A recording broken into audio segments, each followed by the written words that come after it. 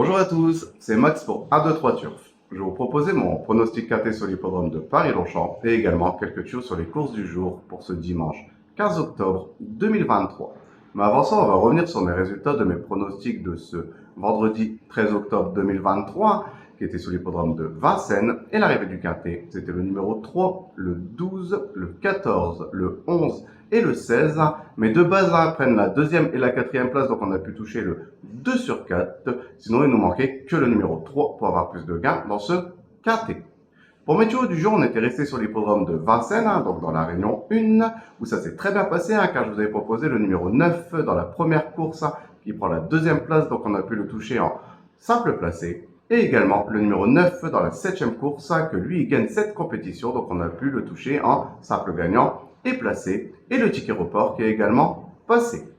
On va revenir sur mon pronostic KT sur l'hippodrome de Paris-Longchamp pour ce dimanche 15 octobre 2023. C'est la réunion 1, course 3, à départ prévu à 15h15 pour le prix Bozzaris réservé aux galopeurs de 3 ans et plus sur les 2000 mètres de la grande piste. Ça, c'est une corde à droite, une piste en herbe. Ils sont 15 partants pour cette première épreuve d'handicap de catégorie divisée. Et mes deux bases, ça sera le numéro 13 et le numéro 1.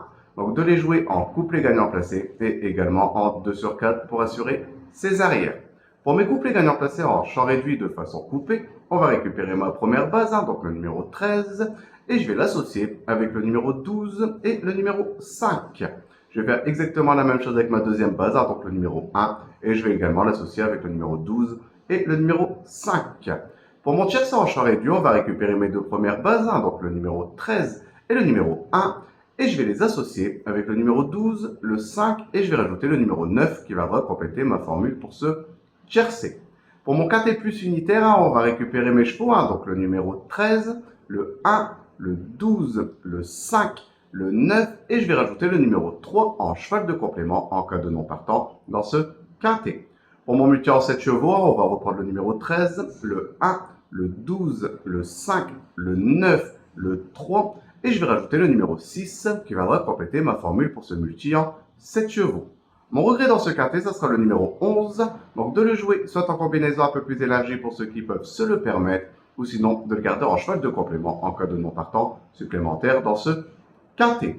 Mon coup de cœur dans ce quintet, ça sera le numéro 13, il fait pratiquement toujours l'arrivée quand il court sur l'hippodrome de Paris-Longchamp, en très grande forme, je le trouve assez bien engagé dans ce quintet, il devrait de nouveau très bien faire dans ce style de compétition. Mon indice de confiance, ce sera un 3 sur 5. Je pense qu'on peut tout de même détacher quelques bonnes bases pour venir jouer les toutes premières places de ce quintet.